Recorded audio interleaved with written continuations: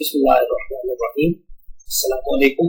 Lecture 15 part 3 के साथ शकील अहमद।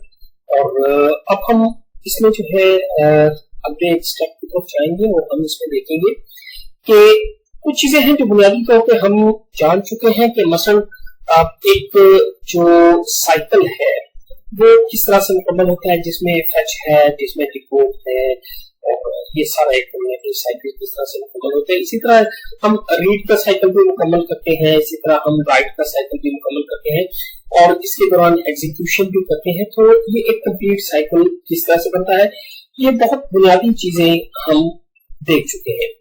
अच्छा, इस टॉपिक में हम लोग जिस चीज की तरफ जा रहे हैं वो ये है कि जब हम ये वाले प्रोसेसेस बना रहे होते हैं कि जिसके अंदर बाज जगहों पे हम रीड कर रहे होते हैं, बाज जगहों पे हम राइट कर रहे होते हैं, कभी फेच कर रहे होते हैं, कभी डिकोड कर रहे होते हैं, तो मुख्तलिफ स्टेप्स जब हम कर रहे होते हैं तो ये डिपेंड करता है कि जिस वक्त हम लोग ये कोई एक स्टेप जो हम कर रहे हैं वो कितनी दफा होता है और वो कितना रोल प्ले करता है हमारे एग्जीक्यूशन साइकिल की स्पीड में या हमारे प्रोसेसर की स्पीड में, उसका कितना रोल बनता है। हम थोड़ा सा आगे इन चीजों को देखेंगे। इसके हवाले से जो हम बात कर रहे हैं तो सबसे जो इम्पोर्टेंट समझा जाता है दैट इज अमेडॉन लॉ। अमेडॉन लॉ जो है वो एस्टैब्लिश हुआ था 1967 बाय जेन अमेडॉन, और इसने क्या किया था कि एक बेसिक लेवल ऑफ जो है अंडरस्टैंडिंग हमें दिया था कि स्केलिंग कैसे की जाए, ठीक है। और हम किस तरह से फॉर एग्जांपल अगर हम पैरेलल कंप्यूटिंग कर रहे हैं तो हम कैसे चेक कर सकते हैं कि अगर हमने फर्स्ट कीजिए कि जो मुख्तलिफ हमारा साइकिल्स हैं, जब हम अपनी प्रोसेसिंग करते हैं, मैं एक मिनट जो प्रोसेसिंग साइकिल है हमारा उसकी पहले डायग्राम पे हम चले जाते हैं और जस्ट वी सी के उसमें हम करते क्या है। देखिए ये डायग्राम देखें तो हमें अंदाजा होता है कि हम क्या करते हैं। हम पहले अपनी जो इंस्ट्रक्शन रजिस्टर से हम एक नंबर लेते हैं कि कौन सी इंस्ट्रक्शन जो है वो हमें लेना है और उसको हम फेच करते हैं। फेच करने के बाद उसकी डिकोडिंग करते हैं कि इस इंस्ट्रक्शन में हमें कहा क्या गया है, ठीक है। और उसके बाद ऑपरेंड के एड्रेस की कैलकुलेशन, क्योंकि हमें पता है कि कोई भी एक जो हमारी इंस्ट्रक्शन है वो दो पार्ट्स पे मुश्तमिल होती है, ऑपरेंड एंड ऑपकोड। तो वहां से हम क्या करते हैं कि जो ऑपरेंड के जो एड्रेसेस हैं उनकी कैलकुलेशन करते हैं। ये बड़ी तफसील के साथ हम देख चुके हैं कि एड्रेसिंग मोड का इसमें बहुत रोल होता है कि हमने ऑपरेंड कहां से उठाने, और उसके बाद जब हम ऑपरेंड को फेच करते हैं तो फिर हम अपना डाटा ऑपरेशन मुकम्मल करते हैं। अच्छा, उसके बाद दोबारा हम ऑपरेंड के एड्रेस की कैलकुलेशन और उसे अगर कहीं राइट करना है या स्टोर करना है तो ये वाला प्रोसेस हम मुकम्मल करते हैं। तो आप ये देख रहे हैं कि एक कंप्लीट साइकिल में हम बहुत सारे काम करते हैं, ठीक है। एक हमारा जो पूरा इंस्ट्रक्शन साइकिल है उसके अंदर हम बहुत सारे प्रोसेसेस को मुकम्मल करते हैं, तो तब कहीं जाके हमारी एक इंस्ट्रक्शन जो है वो मुकम्मल तौर पे अपना प्रोसेस कंप्लीट करती है। अच्छा, अब इसके अंदर क्या हो रहा है कि कुछ काम है जो टाइम कंज्यूमिंग है, कुछ काम है जो बहुत ही क्विकली हो रहे हैं, तो ये डिपेंड करता है। और हम आगे चल के पैरेललिज्म में भी देखेंगे कि हम किस तरह कोशिश करेंगे कि ये सारे काम अगर हमारे एक एक लेवल के अंदर हो जाए तो हमें कितना फायदा होगा, तो उसे तो हम देखेंगे। लेकिन इस वक्त ये देखिए कि अगर हम फर्स्ट कीजिए कि हम किसी एक प्रोसेस को फास्ट करते हैं तो ओवरऑल हमारे साइकिल पे और या दूसरे मानों में हमारे प्रोसेसर की जो परफॉर्मेंस है उस पर क्या फर्क पड़ेगा। तो अमेडॉन लॉ हमें ये क्वांटिटेटिव एनालिसिस देता है कि जब हम ऐसा कोई एक्शन परफॉर्म करते हैं तो वो ओवरऑल हमारे काम में कितना रोल प्ले करता है। से फॉर एग्जांपल मैं आपसे कहता हूं कि फर्स्ट कीजिए कि आप अपने घर से निकलते हैं और आप चलते हैं यूनिवर्सिटी के लिए, राइट। तो घर से आप निकले और आप बस स्टॉप तक आए, फर्स्ट कीजिए कि आपका घर बिहाड़ी शहर से कहीं दूर एक किसी गांव में है। सबसे पहले आप क्या करते हैं कि अपने घर से निकलते हैं और अपने गांव के बाहर के बस स्टॉप पे आते हैं। हम इसे स्टेप 1 कह देते हैं। तो उसके बाद आप जो है किसी जो है से फॉर एग्जांपल एक पब्लिक ट्रांसपोर्ट पे आप बैठे and you reach up to बिहाड़ी। It's a step number 2। इसके बाद आप बिहाड़ी बस स्टॉप से आप यूनिवर्सिटी के बस स्टॉप तक आए। This is step number 3। और उसके बाद आपने यूनिवर्सिटी के अंदर क्लास तक पहुंचना है। This is step number 4। हम कहते हैं कि घर से क्लास तक पहुंचने में आपके टोटल 4 स्टेप्स हैं। अच्छा, अब होगा क्या कि हम एक अंदाजा कर लेते हैं कि जब आप घर से चलते हैं तो आप निकलते हैं, आपका भाई आपको साइकिल पे लेके आता है आपके bus stop and he takes around 20 minutes. ठीक होगा। यहां से आप बस पे बैठे तो बस में लिया आधा घंटा एंड यू रीच टू बिहाड़ी बस स्टॉप। बिहाड़ी बस स्टॉप से यूनिवर्सिटी के स्टॉप तक आपको से फॉर एग्जाम्पल 20 मिनट मजीद लगते हैं, क्योंकि वहां पे आपको जो है एक आराम से ट्रांसपोर्ट पकड़ना है और उस ट्रांसपोर्ट में आपको कोई कंफर्मेशन नहीं है कि वो कितनी जल्दी लेके जाएगा, वो नॉन स्टॉप नहीं जाएगा। ओके। और उसके बाद क्या हुआ कि आप यूनिवर्सिटी के गेट से आप क्लास तक पहुंचते हुए 5 मिनट लगते हैं। तो अगर हम इसे टोटल समअप करें इसे तो हमें अंदाजा होता है कि हम कितनी देर हमने ली।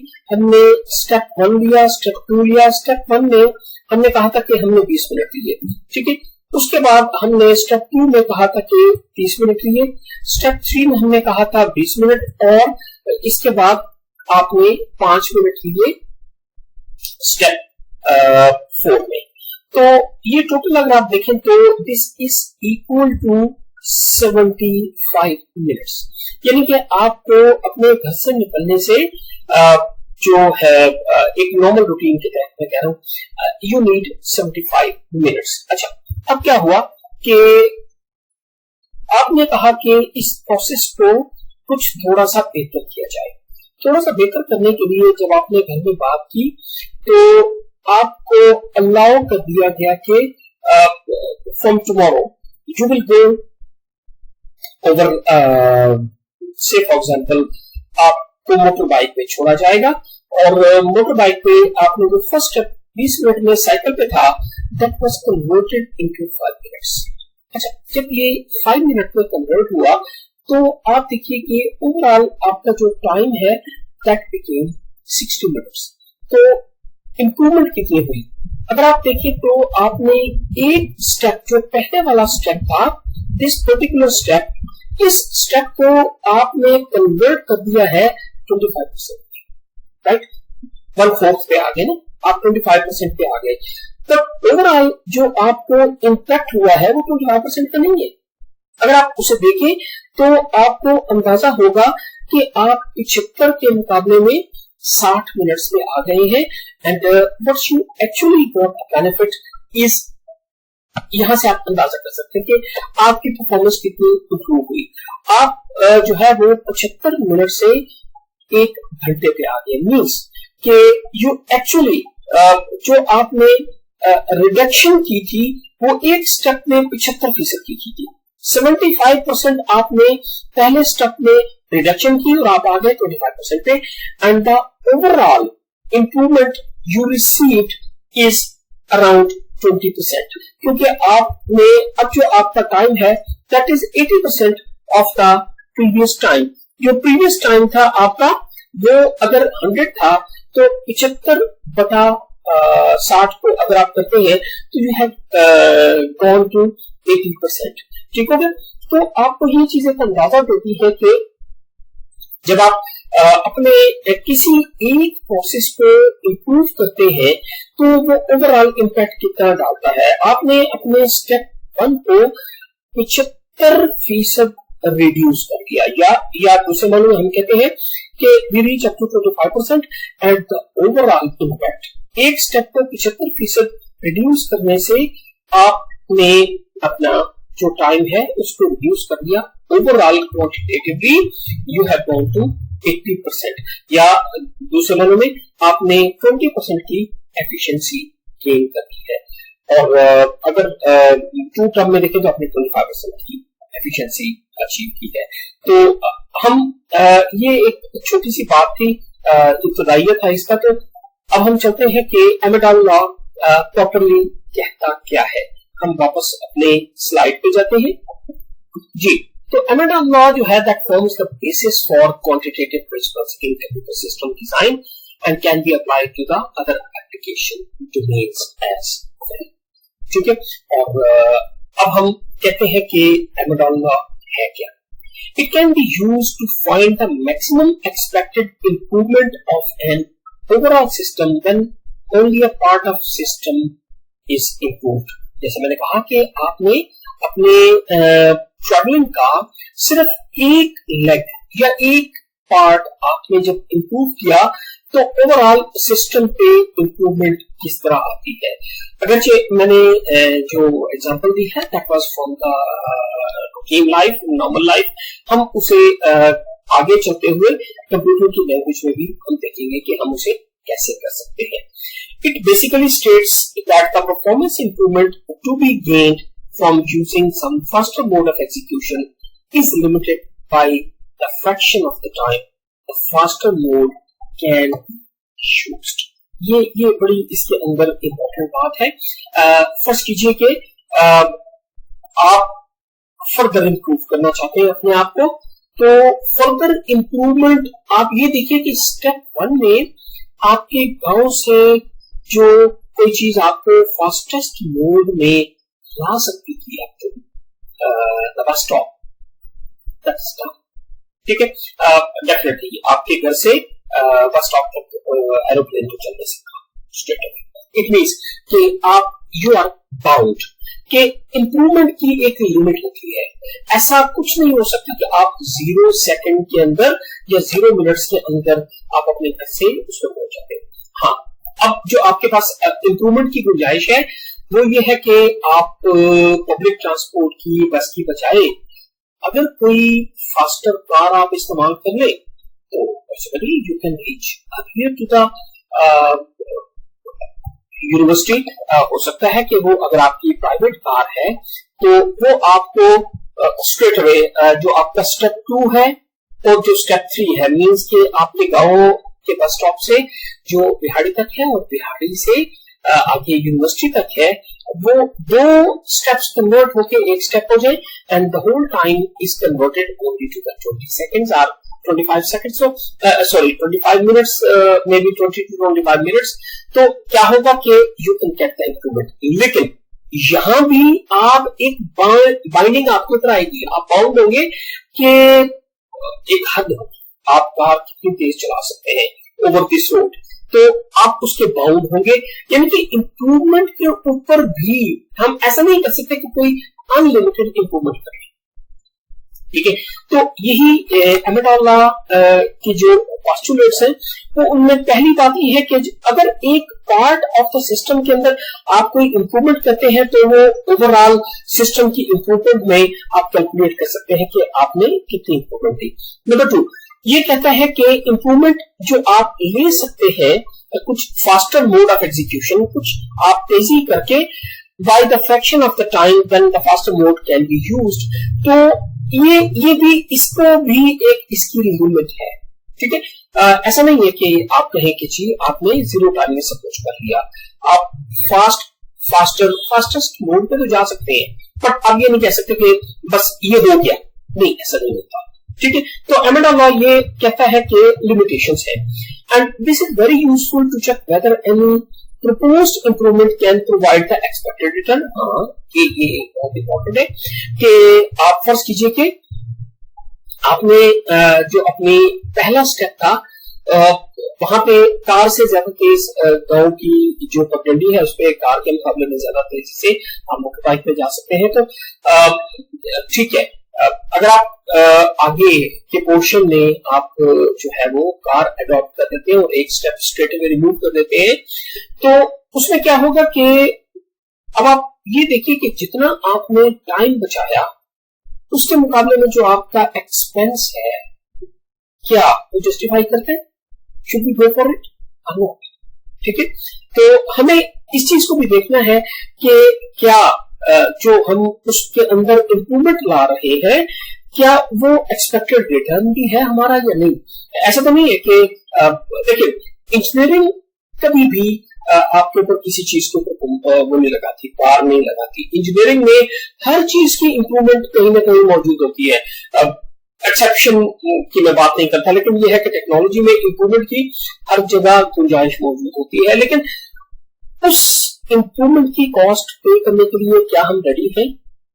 ठीक है, बहुत सारी चीजें हैं जो हम डेली बेसिस पे इंजीनियरिंग के अंदर देखते हैं कि उनमें इंप्रूवमेंट मुमकिन है। लेकिन उस इंप्रूवमेंट में अगर हम फर्ज कीजिए कि 1 लाख रुपया खर्च करते हैं और हमारा रिटर्न अगर हर मंथ हमें 500 रुपए का हो रहा है, तो we should not go for it. Just like आप देखिए कि इस वक्त बज़ाहिर कहने में सोलर पैनल जो है वो आपको free of cost electricity provide करते हैं, तो क्या सबने लगवा लिया? नहीं, क्योंकि एक बात बहुत क्लियर है कि जब तक आप बाउंड नहीं है उसे इस्तेमाल करने के लिए, तो आप नहीं करते, बिकॉज उसका जो रिटर्न है वो अच्छा नहीं है, क्योंकि वो अपने साथ बैटरी की कंजम्पशन भी करता है और बाकी चीजें भी, जो कि नॉर्मल इलेक्ट्रिसिटी से वो ओवरऑल फिर महंगा पड़ जाता है।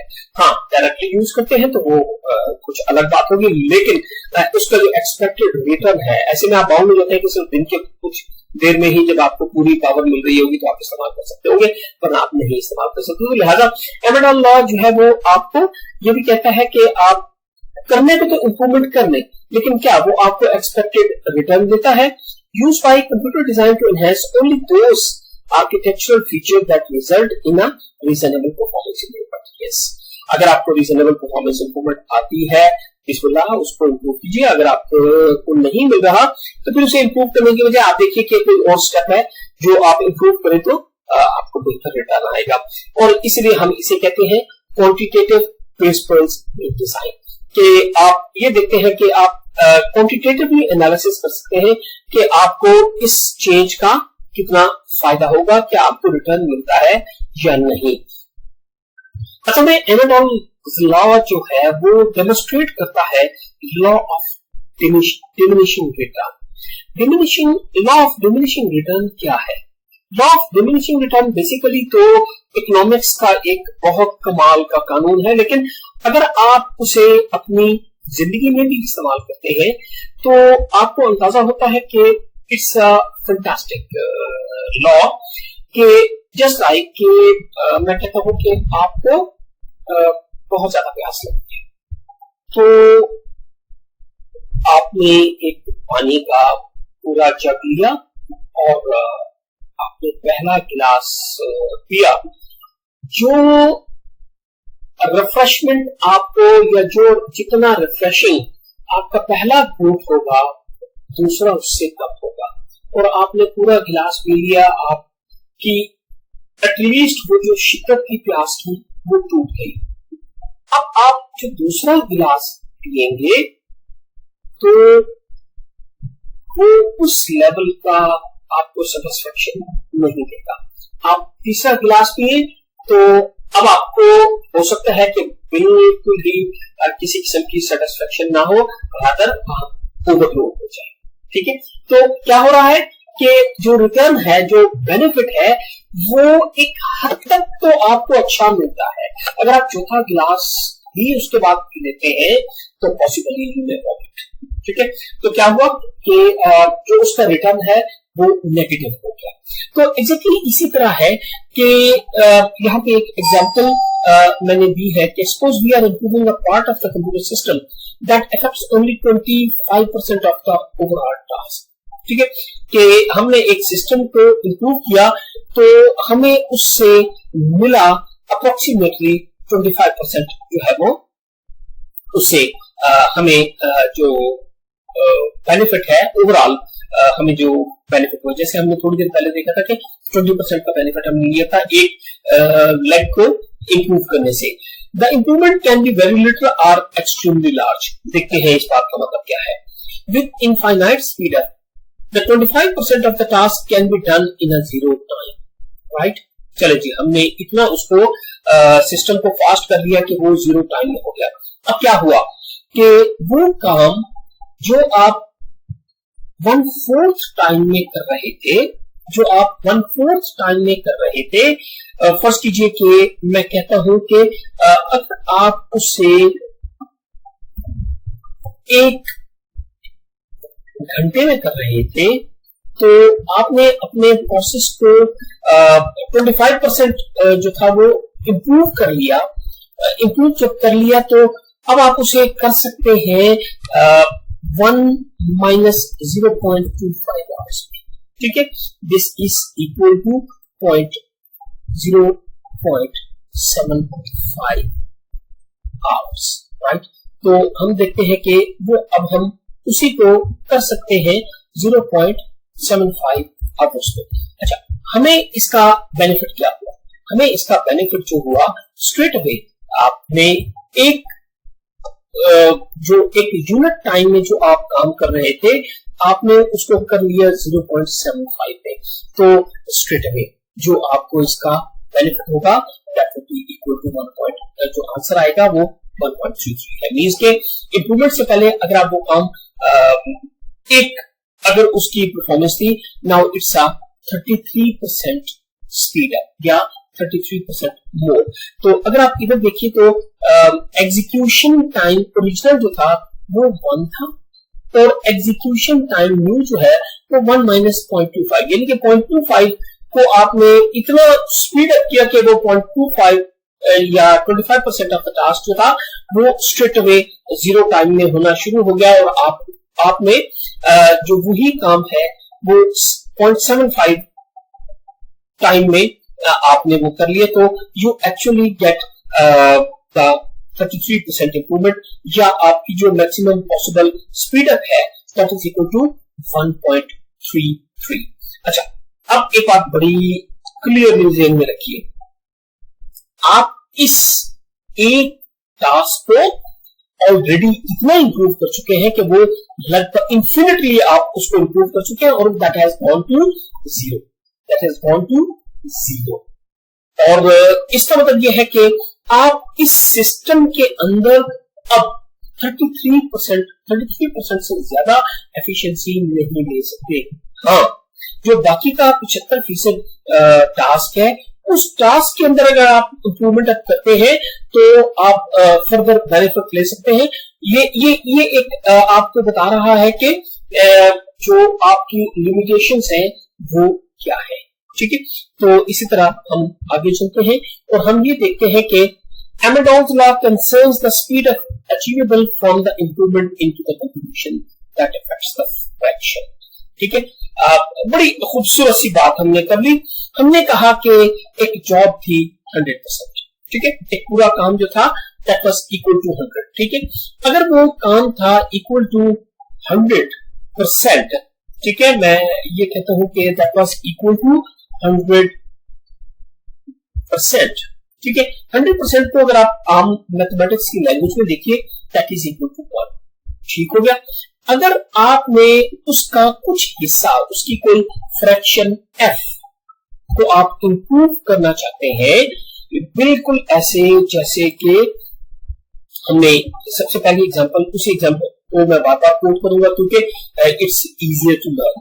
तो अगर हम ये कहते हैं कि हमने उसके अंदर फर्स्ट कीजिए कि एक स्टेप था, हम एक और भले एक एग्जांपल बना लेते हैं।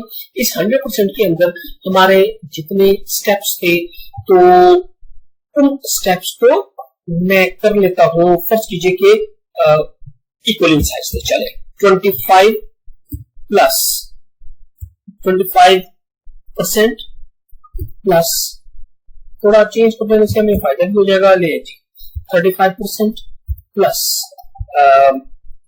20%, तो कितने हो गए जी 25 और 35 हो गए 60 और ये 80 जमा 15% जमा 5%। फर्ज कीजिए कि मेरे जो टास्क थे दीज वर 5 टास्क। अच्छा, अब हो क्या रहा है? तो ये रहा है कि मैं इनमें से किसी एक टास्क को फर्ज कीजिए कि मैं इंप्रूव करने की तरफ चल पड़ा। मैं इस टास्क को इंप्रूव करने के लिए जब चलता हूं, इस 35% वाले को, इसको मैंने किसी एक, अब देखिए जब मैंने कहा कि मैं इस 35% को इंप्रूव करता हूं, रिमेनिंग जो मेरा टास्क है, 100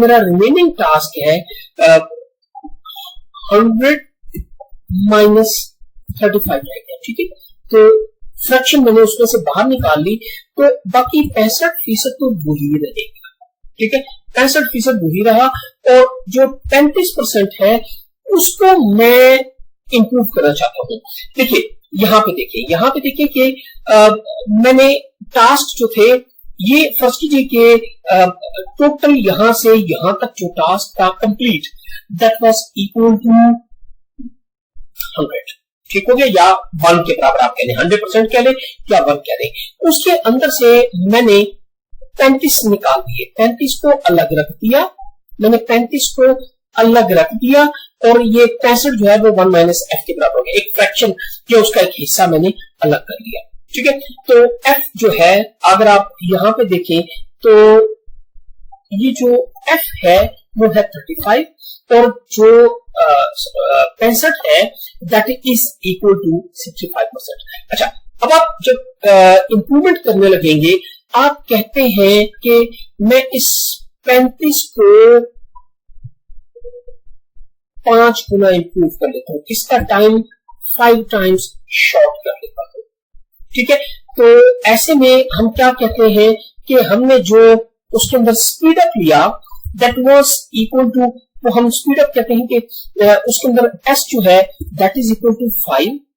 ठीक है, F is equal to fraction, and 1 minus F is the portion जिसको के हमने सिरे से छेड़ा ही नहीं है। ठीक हो गया, तो हम बात को आगे लेके चलते हैं। तो ऐसे में हमारे पास जो आता है एग्जीक्यूशन बिफोर इंप्रूवमेंट। ठीक है, 1 minus F plus F equal to 1।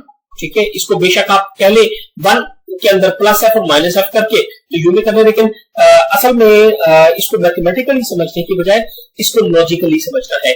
तो लॉजिकली समझने में हम यही कहते हैं कि ये एक पूरा टास्क था 1, मैं बल्कि यहाँ पे एक बना देता हूं आपके लिए।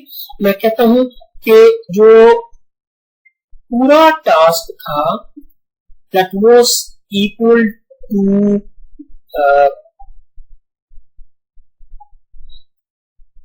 1। ठीक है जी, तो टास्क था 1, फिर आपने उसमें से एक फ्रैक्शन एफ को अलग कर लिया, बाकी 1 माइनस एफ रह गया। 1 माइनस एफ को तो आपने अनटच छोड़ दिया, और जो एफ बाई एस यानी कि इसको आपने इंप्रूव कर लिया। ठीक है, जब आपने एस को 5 से इंप्रूव किया तो आपको फायदा क्या हुआ कि जो एफ है वो 35 की बजाय रह गया 7। 35 की बजाय रह गया 7। तो अब आप देखें तो आपका जवाब आएगा 65 जमा 7 बराबर है 72। और अगर आप आगे 1 डिवाइडेड बाई 0.72 करते हैं तो इसका जो भी जवाब होगा उतने परसेंट आपने ओवरऑल सिस्टम में इंप्रूव करते हैं। तो एग्जैक्टली इसी को मैथमेटिकली यहाँ पे शो किया गया है कि एग्जीक्यूशन से पहले 1 minus F plus F is equal to 1 था, और उसके बाद जब आपने थोड़ी सी इंप्रूवमेंट कर ली तो आपने एफ फ्रैक्शन को एस टाइम्स इंप्रूव कर लिया, राइट। और इंप्रूवमेंट में अगर आप कहते हैं कि s is equal to infinity means कि ये आपने इसको इतना फास्ट कर लिया कि सिरे से ये 0 टाइम में हो जाता है और सिरे से एलिमिनेशन के करीब आ जाता है time wise, then you are equal to speed up आपका होगा क्योंकि अगर ये इंफिनिटी है तो f divided by infinity equal to 0, ये वाला पोर्शन हो जाएगा 0 और आप जो स्पीड अप लेंगे 1/1 माइनस f कर लेंगे। लेकिन अमूमन ये जो है वो इंफिनिटी होने का चांस बहुत कम है, लेकिन मैक्सिमम अगर आप किसी एक पर्टिकुलर स्टेप को लेके चलते हैं और अगर आप उसे इंप्रूव करना चाहते हैं तो then you are bound to this one. ठीक है, तो इसका मतलब ये हुआ कि फर्स्ट कीजिए कि लॉ ऑफ बात वही लॉ ऑफ डिमिनिशिंग रिटर्न की हम उसके ऊपर करेंगे। आप देखिए कि हमारे पास अगर हम स्पीड अप ले लें, देखिए बहुत खूबसूरत चीज है यहाँ पे स्पीड अप आप ले लें। फर्स्ट कीजिए कि आपने 25% हिस्से को आपने इंप्रूव किया।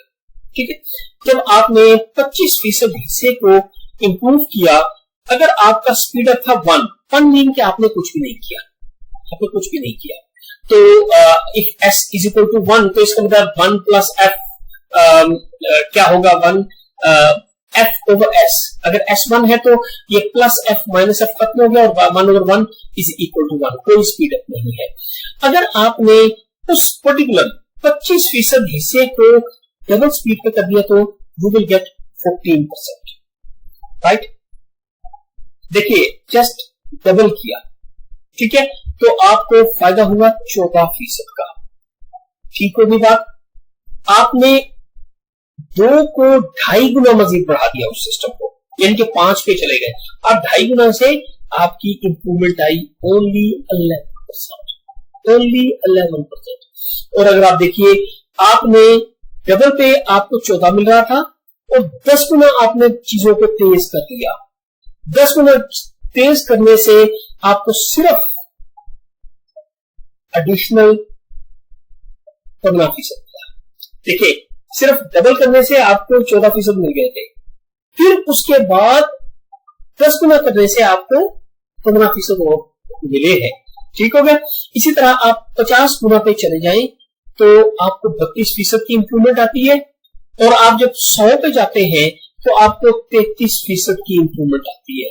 और फिर आप चले जाइए भले 1000 पे, आप यू आर स्टक, मतलब एक लिमिटेशन है इंप्रूवमेंट की। आप 1 लाख गुना अपने आप को फास्ट करते हैं, इवन देन आप 33% पे स्टक हो जाएंगे। You will not go beyond 33%, because क्या कर सकते हैं आप मैक्सिमम आप जो उस 25% को 0 पे ले जाते हैं, तो क्या होगा कि प्रोसेस जो है वो 1 की बजाय 0.75 टाइम में होना शुरू हो जाएगा। तो लिहाजा आपका एक डिमिनिशिंग रिटर्न है। अगर आप देखें तो डबल करने से 14, 5 गुना करने से 25, 10 गुना करने से आप ये देखिए यहां से डबल, यहां जब आप डबल पे आए थे तो आपको 14% एक्स्ट्रा मिला था। यहां आप जब डबल पे आए 5 से 10 पे आए आपको सिर्फ 4% का बेनिफिट हुआ। और फर्दर अगर आप देखिए कि आप 10 से 50 पे चले गए, मींस 5 गुना तेज कर दिया। यहां 5 गुना तेज करने से आप देखिए 1 और 5 के दरमियान जो 5 गुना तेज करने से आपको 25% का बेनिफिट हुआ, और यहां 5 गुना 10 से 50 का 5 गुना ओनली गॉट 3%। इसका मतलब लॉ ऑफ डिमिनिशिंग रिटर्न है कि आप जो आगे बढ़ते जाते हैं तो आपका बेनिफिट कम होता जाता है। ये नॉर्मल बिजनेस में भी हमारे साथ यही टेक्निक होती है कि जब हम एक इन्वेस्टमेंट की एक लिमिट होती है जो अच्छे रिटर्न्स दे रही होती है, उसके बाद आपकी प्रॉफिटेबिलिटी जो है वो जाया होनी चाहिए, क्योंकि अगर सेल अकॉर्डिंगली नहीं बढ़ रही होती तो फिर आपका बिजनेस वहीं पे स्टॉप हो जाता है। बेसिकली ये इकोनॉमिक्स का रूल है, लेकिन इंजीनियरिंग में इसका बहुत बड़ा रोल है। तो अगर आप देखिए तो आपने क्या किया कि 25% को 0 पे भी ले जाएं तो even then you can not go beyond 33%। ठीक है, तो ये हमारे पास इस पे। और इसी तरह आप देखिए कि अगर आपने एक और एग्जांपल देखिए, इस एग्जांपल में आपने एक प्रोसेस था 75% कमीशन मिलता, मींस के आपके प्रोसेस का मेजर पार्ट था, तो मेजर पार्ट था 75% था। तो अगर 75% की इंप्रूवमेंट पे आप चलते हैं तो आप देखिए कि आपको रिटर्न्स बेहतर आएंगे, लेकिन लॉ ऑफ डिमिनिशिंग रिटर्न फिर भी अप्लाई होगा। जैसे आपने कहा कि आप नॉर्मल पे थे तो आपको 1 का स्पीड अप मिल रहा था, आपने डबल किया चूंकि इसका शेयर बड़ा था, ये एक बड़ा हिस्सा था, जो फ्रैक्शन थी वो बहुत बड़ी थी, तो क्या हुआ कि आपने पहले ही जंप में आपने 60% इंप्रूव कर दिया, राइट। और उसके बाद आप जब 5 गुना पे गए तो आपने 2.5 टाइम्स आपकी इंप्रूवमेंट हुई। और 10 पे गए, अब आप देखिए बिल्कुल वही लॉ ऑफ डिमिनिशिंग रिटर्न है, इसको गौर से देखें तो 1 से 2 में आपको 60% मिला था, और 5 से 10 में भी दुगना किया आपने, तो आपको कितना है, हार्डली 58%, राइट। तो आप देखिए कि बहुत कम रिटर्न आ रहा है, बहुत कम रिटर्न आ रहा है, ठीक है। तो सिमिलरली यहां पे देखिए, आप इधर 5 गुना पे गए, only small benefit, very small benefit. तो ये बने है कि लॉ ऑफ डिमिनिशिंग रिटर्न में आपको जो बेनिफिट्स होते हैं वो बहुत कम होते जाते हैं एज सुन एज। और आप देखिए कि आपने 1000 पे किया तो 3.99 पे आया, आपने 4 गुना अपना स्पीड अप किया, लेकिन उसके बाद आप 1 लाख पे चले गए, कितना है, मामूली सा फायदा है, 3.99 से आप ओनली 4 पे आए। तो this is the base for the law of diminishing return, ठीक है। तो आगे देखिए, अगर फर्ज कीजिए कि मेरे पास डिजाइन ऑल्टरनेटिव यूजिंग एमेडोला, तो इसके अंदर मैं देखता हूं कि अगर मेरा लूप 1 जो है दैट इज 500 लाइंस, और ये सिर्फ 10% ऑफ द टाइम में हो जाता है, और दूसरा मेरा जो लूप 2 है वो 20 लाइंस पे मुश्तमिल है, लेकिन वो 90% ऑफ द टाइम जो है वो उसको एग्जीक्यूट करता है। तो अगर आप इधर देखिए कि जो 10% को अगर आप 90 टाइम्स इंप्रूव करते तो आपको सिर्फ 11% का फायदा था, क्योंकि वो बहुत छोटा है, तो छोटा पार्ट है, छोटी फ्रैक्शन है। लेकिन अगर आप 90% को सिर्फ 10% इंप्रूव करते हैं तो आपको 5.26 मीन्स कि आपके प्रोसेस 500% जो है वो इंक्रीज हो जाते हैं।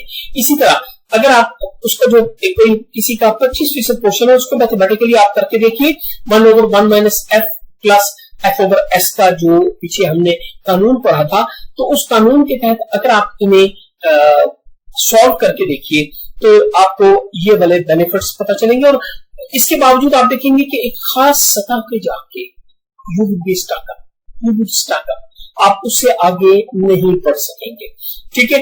तो इसी तरह एक और एग्जांपल है जिसके अंदर हमने कहा कि फर्स्ट कीजिए कि ये मेरा 0 एड्रेस वाली एक इंस्ट्रक्शन थी, और उस 0 एड्रेस वाली इंस्ट्रक्शन के अंदर अगर आप देखें तो it was basically the load and store, ठीक है। इसके अंदर आप देखें कि लोड 20% ऑफ द टाइम आपकी एग्जीक्यूशन कर रहा था, और स्टोर जो है वो 8% कर रहा था, और उसके साइकिल्स पर इंस्ट्रक्शन मतलब 20% ऑफ द टाइम अगर लोड था तो 5 मुख्तलिफ एक्शंस के तहत, जैसे हमने माइक्रो इंस्ट्रक्शन की बात की थी, तो एक साइकिल लोड का मुकम्मल करने के लिए जो है वो 5 डिफरेंट छोटे काम करने पड़ते हैं। और स्टोर में अगर आप कहते हैं कि 8% स्टोर में लगता है और 3 उसके अंदर आपके साइकिल्स हैं, और इसी तरह ए यू जो है वो 60% ऑफ द टास्क करता है, बट करता सिंगल साइकिल में है। और इसी तरह ब्रांच इंस्ट्रक्शन जो है वो 2 साइकिल्स देती है कि एक जगह जाके फिर आगे जाते हैं, और ये 12% ऑफ द टाइम होता है। तो ऐसे में suppose we are running a set of program on a RISC computer for which the following instruction mix is observed, ठीक है। They carry out a design enhancement by which the CPI of the load instruction, अब देखिए सबसे पहली जो load instruction है उसको हम रिड्यूस कर लेते हैं फ्रॉम 5 to 2, ठीक है। अगर आप 2 पे ले जाते हैं तो इसका मतलब है कि आपने फ्रैक्शन एस जो स्पीड अप है वो इस पर्टिकुलर पार्ट में 20% के अंदर जो आपने किया, तो फ्रैक्शन 20% इसकी फ्रीक्वेंसी थी और इसमें नंबर ऑफ साइकिल्स आपने रिड्यूस कर लिए, तो आपको बेसिकली कितना बेनिफिट होगा वो देखिए। तो आपको लगभग 2.08 मेरी ख्वाहिश होगी कि आप इसको खुद सॉल्व करें, और अगर आपको नहीं समझ आ रहा तो in that case I would be available into the interactive session. ठीक है, तो इसके बाद यही उसकी अगर आप देखिए तो पूरा उसका सोल्यूशन है, इसको देख ले तो आपको अंदाजा हो जाएगा। इसी तरह दूसरा रास्ता ये है कि आप अल्टरनेटिव वे में कि आप जो सबसे पहला फॉर्मूला हमने इस्तेमाल किया था कि एग्जीक्यूशन टाइम ओरिजिनल और एग्जीक्यूशन टाइम न्यू, तो आप इंस्ट्रक्शन साइकिल लें और साइकिल पर इंस्ट्रक्शन लें और आपकी जो वैल्यू है नंबर ऑफ साइकिल्स कितने हैं, इसी तरह आप ओरिजिनल और न्यू के कर लें तो आपको अंदाजा होगा कि ये सारी चीजें आपको एग्जीक्यूशन टाइम में IC is gone, C is gone, तो आपको CPI ओल्ड और CPI जो है न्यू के अंदर 2.08 और 1.48 का जो बेनिफिट मिलेगा, दैट विल टेल यू कि आप मैक्सिमम जो आप जा सकते हैं। आपने यहाँ पे 2 जो है वो 5 की बजाय इसको 2 पे कर लिया, तो आपको जो ओवरऑल बेनिफिट हुआ वो 48% का हो गया, या आप कहते हैं कि स्पीड अप ऑफ 40% आपने स्पीड अप इसके अंदर अचीव कर लिया। मैं फिर एक बार कहूंगा कि नहीं समझ आ रहा तो I would be available into the जो हमारा इंटरैक्टिव सेशन होगा। इसी तरह एक और एग्जांपल है जिसके अंदर मैं कहता हूं the execution time of program on a machine is found to be 50 second, out of which 42 seconds is consumed by multiplying operation. It is required to make the program run 5 times faster. By how much must the speed up of the multiplier can be improved? ठीक है, तो इसके अंदर आप देखिए कि वो क्या कर रहे हैं कि जी 50 सेकंड का टोटल है जिसमें 42 सेकंड जो है आप मल्टीप्लाई का ऑपरेशन करते रहते हैं। आप ये चाह रहे हैं कि जो 42 सेकंड्स है उनको 5 टाइम्स फास्टर करते हैं, मींस कि जो पहली बात है कि 50 सेकंड्स का काम था तो 42 सेकंड्स काम यही होता रहता, तो प्लीज के 84% ऑफ द टाइम आपकी जो फ्रैक्शन है वो 84% है। ठीक है, और इसके अंदर s की वैल्यू जो है दैट इज इक्वल टू 5। ठीक है, तो 5 टाइम्स आप फास्टर कर रहे हैं, तो वो s की वैल्यू आ गई 5, तो ओवरऑल आप ये देखते हैं कि 5 times faster, by how much must the speed of the multiplier be improved? ठीक है, sorry, it is required to make the program 5 times faster. Programme में ओवरऑल आपने 5 का जो स्पीड अप है वो 5 का लेना है। स्पीड अप 5 का लेने के लिए आपको ये देखना होगा कि आप 84% टास्क को कितना इंप्रूव करें, तो इसके लिए जो फॉर्मूला है वो फॉर्मूला तो वही है जिसको कि हम यहाँ पे कर चुके हैं। Speed up is equal to 1/1 minus f plus f over s। इसका मतलब है कि s की वैल्यू हमें फाइंड करनी है कि कितने गुना स्पीड अप करें कि ये 84%, ठीक है, 8.84, 1 माइनस 0.84 इज 16, तो आपकी जो ओवरऑल कैलकुलेशन बनेगी आई मस्ट से वो बनेगी जी, आप कहते हैं कि आपने स्पीड अप लेना है 5 का, ठीक है, स्पीड अप 5 का है और आप कर रहे हैं 1 डिवाइडेड बाई जो आपका 16% है उसको आप अनटच छोड़ रहे हैं, प्लस जो 0.84 है उसको आप कितना इंप्रूव करें, स्पीड अप करें कि आपकी वैल्यू आ जाए 5। तो आपने s की वैल्यू मालूम करनी है और जब आप कैलकुलेट करते हैं दैट टेल्स कि s इज इक्वल टू 21, कि अगर आप अपने इस फंक्शन को जो मल्टीप्लाइंग फंक्शन है आप 21 टाइम्स इंप्रूव करें, मींस कि वो 42 सेकंड से आ जाए सिर्फ 2 सेकंड, तो तब आप कहीं 5 गुना जो है वो इंप्रूवमेंट कर सकते हैं। ठीक हो गया, तो इसे भी करके आप खुद ही देख लीजिएगा। अच्छा, देन एक और एग्जांपल है जिसमें हमने कहा कि द एग्जीक्यूशन टाइम, उसी पर्टिकुलर केस में हमने कहा कि हम 8 गुना उसको इंप्रूव करना चाहते हैं। जब हमने 8 गुना के लिए वही फॉर्मूला मींस के स्पीड अप, जैसे मैंने कहा कि जो पहले वाला केस था इसके अंदर speed up is equal to 5, यहां पे वो कहता है जी मुझे वैल्यू चाहिए 8 की, मैं 8 गुना ओवरऑल सिस्टम को स्पीड अप करना चाहता हूं। तो जब हमने इस पे कैलकुलेट किया तो हमारा जवाब आया जनाब -24 स्ट्रेट अवे। ये बता रहा है कि नहीं भाई एक खास हद तक इंप्रूव कर सकोगे, ये जो है ओवरकिल होगा, तुम इसको 8 गुना इसको नहीं इंप्रूव कर सकते बिकॉज तुम इस पर्टिकुलर फंक्शन को जितना मर्जी फास्ट कर रहे हो, ठीक है। तो 8 गुना improvement you can not get, तुम तो अपने जो रिसोर्स है तुमको जाया करोगे तो तब भी तुम्हें नहीं मिलेगा। तो no amount to speed improvement in, तो अब हमने थोड़ा सा चेक किया कि कहां तक हम जाए कि तो हमें पता चला कि हम जो उसको 6.25 टाइम जो है वो इंप्रूव कर सकते हैं। उसके बाद हमारी जो एस की वैल्यू है वो नेगेटिव आना शुरू हो जाएगी, मींस के हम जितने भी लॉ ऑफ डिमिनिशिंग रिटर्न के तहत हम उसे 5 गुना इंप्रूव कर दिया था, फिर हमने 6 किया, 7 किया। तो इस सारे के बाद हमने ये देखा कि हम जाके स्टक अप हो गए 6.25, ठीक है। तो 6.25 का मतलब ये है कि हमने इंफिनिट एस की वैल्यू ले ली, इंफिनिट एस की वैल्यू इंफिनिट ले ले हम, तो इसका मतलब है कि जो हमारा वो जो फ्रैक्शन है वो 0 टाइम में होना शुरू हो गया। तो 1/1 आपको मैक्सिमम अचीवेबल स्पीड दे सकता है, ठीक है ना। इसका मतलब है कि अगर आप यहां पे देखिए जो मैंने आपको यहां पे बताया था, ये देखिए ना, मैंने कहा था कि मैक्सिमम स्पीड आप क्या कर सकते हैं, मानो के आप क्या करें कि यहाँ पे एस को इंफिनिट टाइम्स इंप्रूव कर ले और इतना इंप्रूव करने के एफ ओवर एस वाला जो फैक्टर है वो बन जाए 0। तो मैक्सिमम जो इंप्रूवमेंट आप ले सकते हैं किसी भी उसमें तो 1/1 - f है।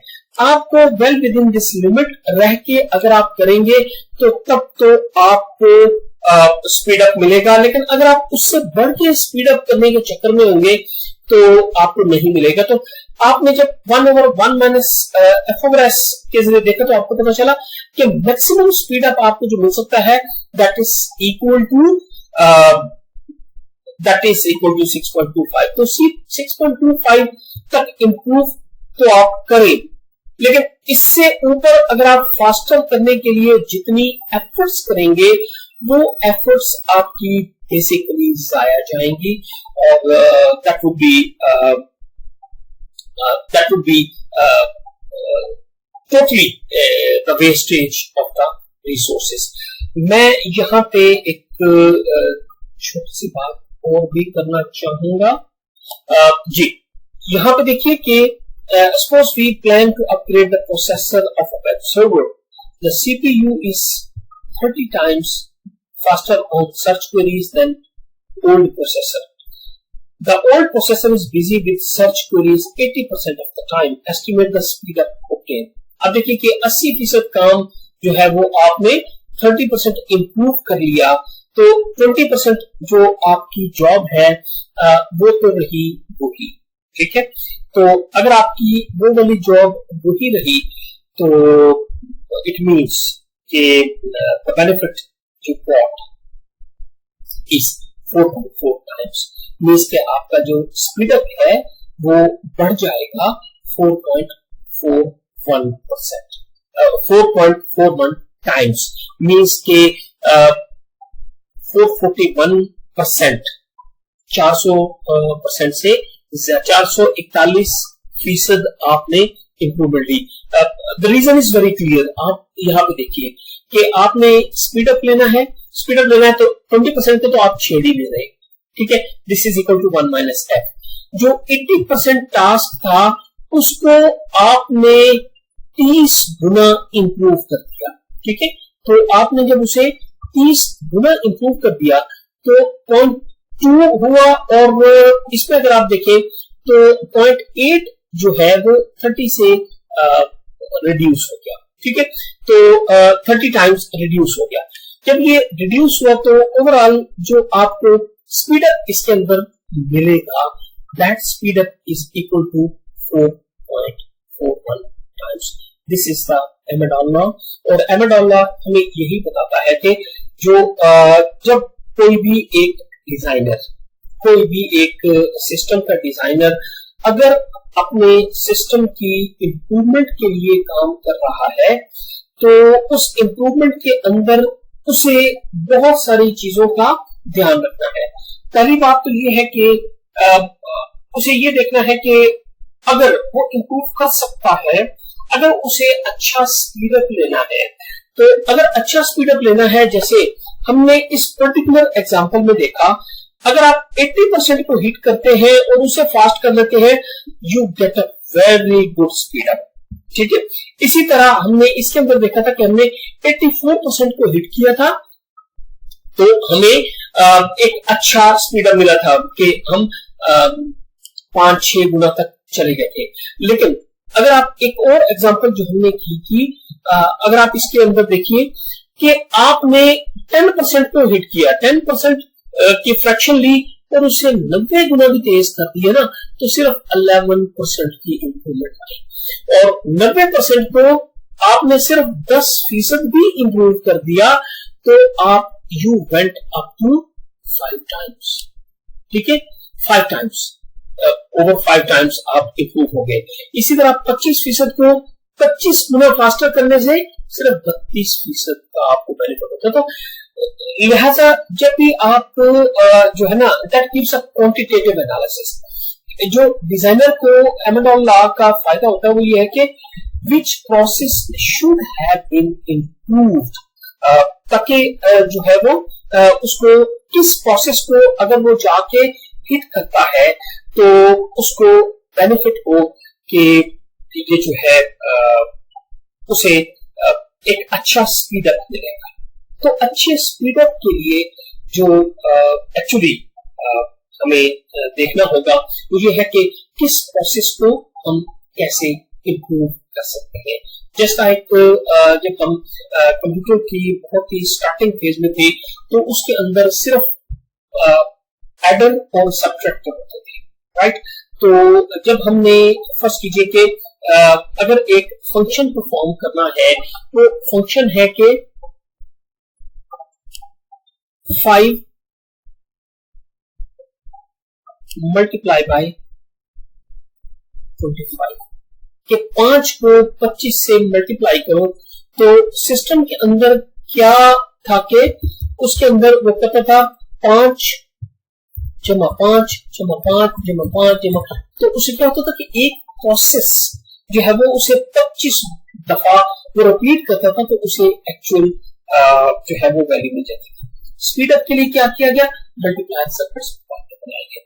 सिमिलरली जो हमारा वो था सब डिवीजन थी, वो डिवीजन सबट्रैक्शन के थ्रू की जाती थी। स्टार्ट में शुरू के कंप्यूटर्स में जब उनके बाद, क्योंकि जो हमारे पास आप लोग उसके अंदर पढ़ चुके हैं लॉजिक डिजाइन के अंदर, कि ये जो हमारे ये जो हमारे एडर सर्किट्स हैं, जो हमारे सबट्रैक्टर, मल्टीप्लायर और जो डिवाइडर सर्किट्स हैं, ये हार्ड वायर्ड होते हैं, ये सर्किट्स होते हैं, ठीक है। तो सर्किट्स जो है वो सॉफ्टवेयर नहीं होते, वो सॉफ्टवेयर नहीं होते, वो सर्किट्स होते हैं। तो उन सर्किट्स में जब तक आपके एडर के अंदर आपने एक एडर उसके अंदर रखा था, उसको 25 दफा जब फॉर्म करते थे वो 25 साइकिल्स में करता था। And when you reach to जब आपने उसके अंदर इंसर्ट कर दिए मल्टीप्लाई सर्किट, तो बेसिकली आपने देखा कि इन एवरेज आपको कितने मल्टीप्लाइंग फैक्टर आते थे। तो आपको पता चला कभी 2 से मल्टीप्लाई करना पड़ता है, कभी 50 से करना पड़ता है, कभी 3 से करना पड़ता है, कभी 4 से। तो आपने ओवरऑल जो सिस्टम की इंप्रूवमेंट देखी, तो आपने कहा कि से 7 का एक औसत मल्टीप्लायर आता है, तो इसका मतलब यह है कि कम से कम आपने 7 साइकिल्स को एक साइकिल में कन्वर्ट कर दिया, ठीक है। तो 7 साइकिल्स को जब आपने एक साइकिल में कन्वर्ट कर दिया, तो इन अदर वर्ड्स हम ये कहते हैं कि आपने 7 टाइम्स इंप्रूव कर लिया। इसी तरह जो सब्ट्रैक्टर है वो डिवाइडर है वो सब्ट्रैक्टर से चलता था कि उसमें से वो सब्ट्रैक्ट करते जाते थे जहां पे वो आके 0 के करीब हो जाता था। फर्स्ट कीजिए कि मैं कहता हूं कि 5 या हम कर लेते हैं 25 डिवाइडेड बाई 5। तो इसको जो सिस्टम है वो किस तरह से करता था, वो करता था 25 - 5, फिर करता था -5, फिर करता था -5, फिर करता था -5, फिर करता था -5। तो 1 2 3 4 5 दफा किया और हर दफा चेक करता था कि ये 0 हुआ है कि नहीं। जब वो 0 हो जाता था तो वो कहता था कि yes I have done it 5 times so my answer is 5। तो अब देखिए कि ये इस तरह से ये यूज किए जाते थे। तो वक्त के साथ जब उसके अंदर हार्डवायर लॉजिक आ गई और हमने उसके अंदर एडर डिवाइडर मल्टीप्लायर ये सारे सर्किट्स उसके अंदर ऐड कर दिए, तो उनके ऐड करने के बाद हमें फायदा ये हुआ कि दीज बिकम फास्टर। अगर आप यहाँ पे भी देख लें तो आपको क्या करना पड़ता है, एक दफा माइनस करते हैं, एक दफा तो चेक करते हैं 0 हुआ कि नहीं, फिर माइनस करते हैं, चेक करते हैं 0 हुआ या नहीं। तो क्या हुआ कि आपने यहाँ पे 5 दफा नहीं किया बल्कि आपने 10 एक्शंस किए, तो तब कहीं जाके ये जवाब आया 10वें एक्शन पे। तो अगर आप इस पर्टिकुलर केस में देखें तो आपने स्पीड अप, अगर आपने यहाँ पे डिवाइडर सर्कल लगा दिया, it will do it with single action, वो एक ही एक्शन में हो जाएगा। तो आपने बेसिकली यहाँ पे जो स्पीड अप ले लिया दैट वाज इक्वल टू 10, ठीक है, क्योंकि आपने एक दफा माइनस करते थे, एक दफा आपने कंपेयर करते थे, फिर minus and compare and that's all. तो होता क्या है कि उसके अंदर आपने 10 स्टेप्स को रिड्यूस कर दिया इन अ सिंगल।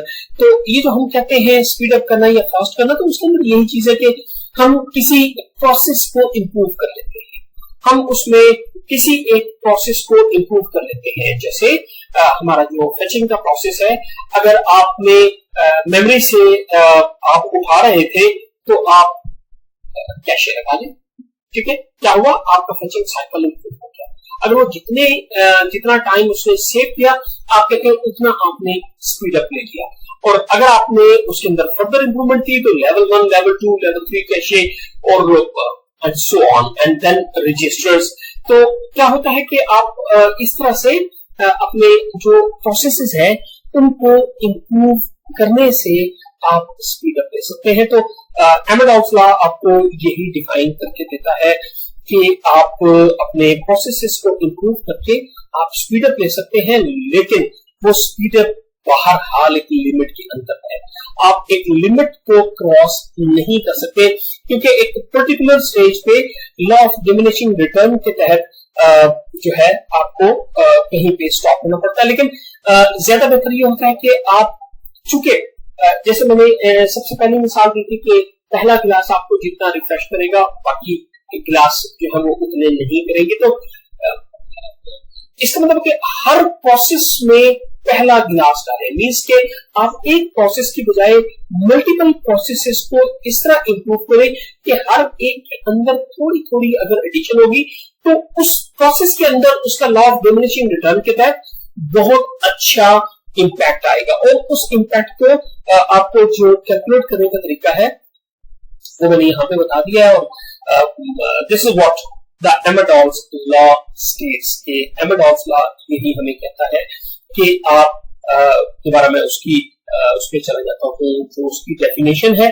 तो मेरे ख्याल में कि अब के हम उसकी तमाम जो डेफिनेशन है उनको बहुत अच्छे तरीके से जान गए होंगे।